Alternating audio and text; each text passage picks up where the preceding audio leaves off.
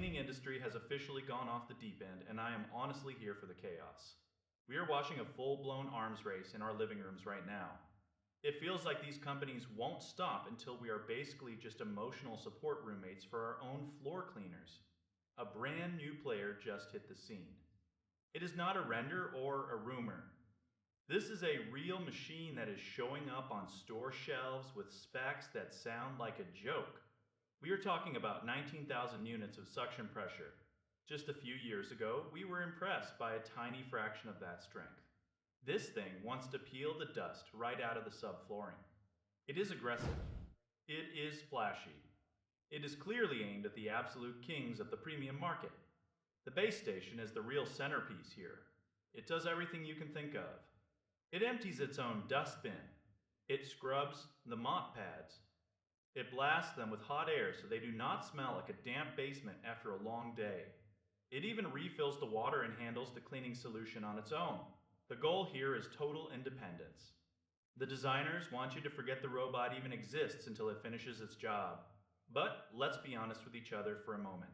No matter what the shiny marketing videos promise, these things are never truly maintenance-free. You still have to play the role of the lead mechanic. You are going to be cleaning the sensors regularly. You will be untangling long hair from the rollers. You still have to dump out that gross gray dirty water tank.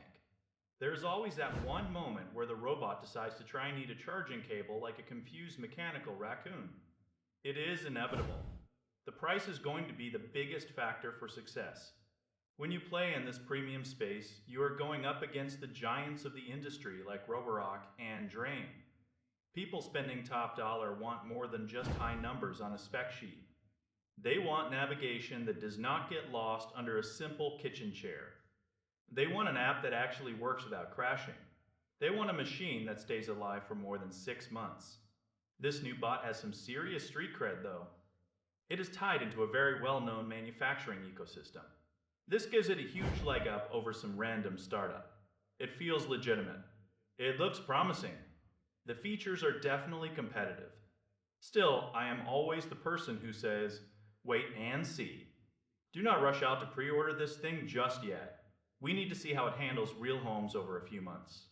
Software bugs can ruin a great machine. Hardware can fail under pressure. It looks excellent on paper, but paper does not have to deal with your messy hallway or a shedding dog. Stay curious, but stay cautious.